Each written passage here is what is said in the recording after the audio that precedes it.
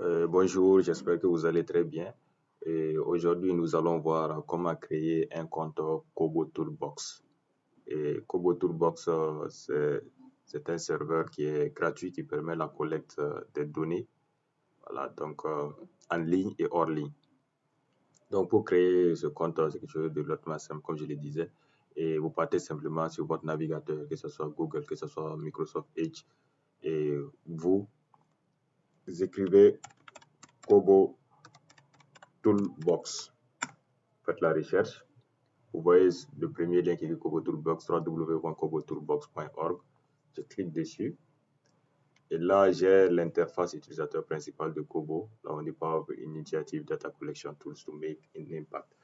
Donc, je peux traduire cette page ici. En anglais, ça ne me convient pas. Je traduis en français. Ça dépend de votre navigateur.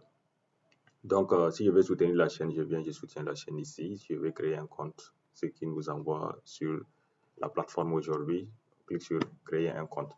Donc, ici, nous avons, on nous demande connectez-vous ou créer un compte. Si j'ai déjà un compte qui est hébergé sur le serveur mondial, je me connecte directement. Si j'ai un compte déjà hébergé sur le serveur de l'Union européenne, je me connecte. Il faut retenir que avant, cela s'appelait comment on appelle ça, et des serveurs Kobo Toolbox pour les humanitaires. Et depuis septembre 2023, voilà, si je ne me trompe pas, et ce serveur est devenu le serveur Kobo Toolbox de l'Union européenne. Donc ici, nous pouvons choisir de créer un serveur pour serveur mondial ou serveur de l'Union européenne. Il n'y a aucun souci de toutes les façons. Et chaque compte montre ses avantages et voilà ses possibilités. Donc ici, nous voulons créer un compte qui est hébergé sur le serveur mondial de Kobo. Donc je clique sur créer un compte. Et là, j'ai une boîte de dialogue qui s'ouvre, qui me demande de renseigner des champs. Voilà, la majeure partie des champs sont obligatoires. Vous voyez ici que j'ai des astérix ou je sais pas, des étoiles en rouge, ça veut dire que ces champs sont obligatoires. Je suis obligé de les renseigner. Voilà. Donc, nous allons essayer de renseigner chaque champ ensemble. Donc, nom complet, je peux décider de mettre un nom complet. J'avais choisi ma formation. J'écris ma formation. Vous pouvez écrire votre nom et prénom, même avec de l'espace, il n'y a aucun problème. Maintenant, le pseudonyme, ça, c'est ce qu'on appelle généralement le nom d'utilisateur. Voilà, ce nom d'utilisateur doit être unique. Ça veut dire quoi? Et ça veut dire que s'il y a une personne qui a déjà eu à utiliser, genre si vous vous appelez Jacques, s'il y a une personne qui s'appelle Jacques, par exemple, qui a eu à renseigner comme nom d'utilisateur Jacques, vous ne pouvez pas vous également utiliser Jacques. Peut-être vous utiliser Jacques 225 ou vous pouvez utiliser Jacques 22. Voilà, ou vous changez tout simplement de nom d'utilisateur. Voilà, c'est exactement comme les mails. Vous et votre camarade ne pouvez pas avoir le même adresse mail. Donc, ici, le nom d'utilisateur, je décide d'écrire ma formation 2022 ou je peux écrire ma formation 27 tout simplement. Et pour ce qui concerne le nom d'utilisateur, il ne doit pas y avoir de majuscules et il ne doit pas y avoir d'espace. Voilà, s'il y a des erreurs, Kobo va vous avertir très très rapidement. Donc ici, on nous demande de mettre le mail. Le mail ici, c'est un mail valide.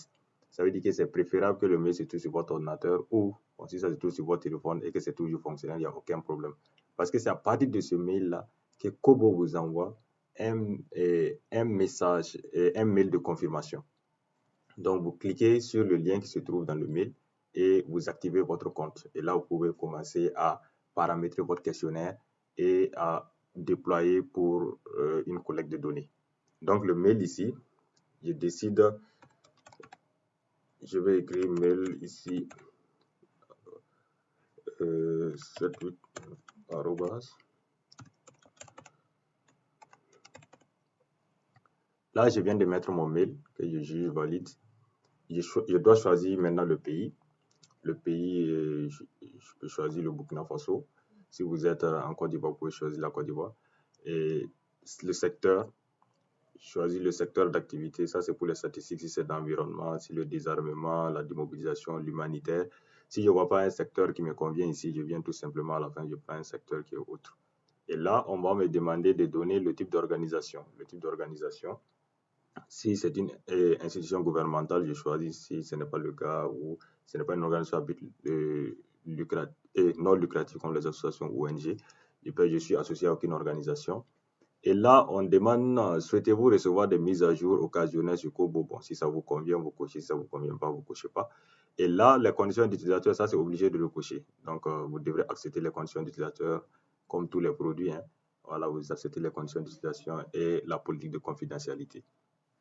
Donc, le mot de passe, ici, une fois que nous commençons à saisir un mot de passe, vous voyez, j'écris des lettres comme ça, au hasard. Vous voyez qu'il y a une barre qui est là. Et cette barre montre un peu à quel point votre mot de passe est pertinent. Voilà, est sécurisé. Voilà, je pense que c'est le bon terme. Et si vous mettez les 3 lettres, je ne sais pas, je viens de saisir 3 lettres ici au hasard, A, B, C. Et vous voyez que le trait n'est pas orange puisque ça change de couleur. Vous voyez, si j'ajoute, par exemple, si j'ajoute, vous voyez que le trait remplit et ça devient vert. Vert, ça dit que c'est assez sécurisé. Ça peut être bleu. Voilà. Donc, vous devrez mettre un mot de passe là avec majuscules, minuscules, des chiffres, caractères spéciaux pour rendre votre mot de passe très, très robuste. Donc, ici, je mets des lettres en majuscules, en minuscules, des chiffres et un caractère spécial comme arrobas. Je décide d'écrire ça. Je mets le mot de passe. Et là, on me demande de confirmer le même mot de passe. Vous voyez que le mot de passe que j'ai mis, c'est très robuste. Vous voyez que le trait est plein, c'est bleu. Donc, ça dit c'est très sécurisé. C'est très, très difficile de pirater le compte. Donc, je viens encore, je remets le même mot de passe que j'ai eu à mettre en haut. Ne copiez pas, coller. Voilà. Donc, vous écrivez tout simplement. Donc, si j'ai tout renseigné, si j'estime que tous les champs sont renseignés et tout est OK, je viens tout simplement créer un compte. Là, Kobo va se mettre en œuvre pour créer moi mon compte. Donc, on me dit de confirmer votre adresse email. Veuillez cliquer sur le lien d'activation avec le courrier que vous venez de recevoir. Donc ici, je peux enregistrer le mot de passe si ça me convient. Ça, c'est Google qui me propose. Je peux l'enregistrer ou pas.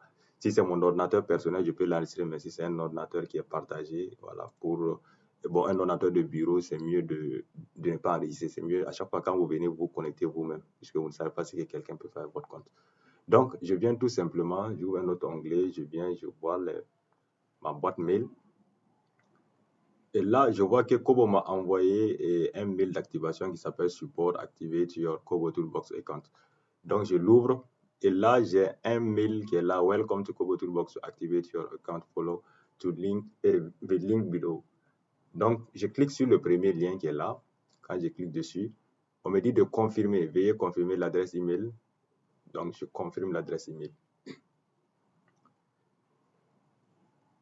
Et là, si je confirme, automatiquement, l'interface utilisateur principal de mon serveur s'ouvre. Voilà, donc vous voyez ici, bon, nous aurons l'occasion de présenter cette interface et tous ces onglets. Voilà, et nous verrons comment mettre en place un paramétrage très, très pertinent. Et nous verrons comment déployer, comment archiver des questionnaires et nous verrons tout ça au cours de cette formation. Donc, sur ce, je vous remercie.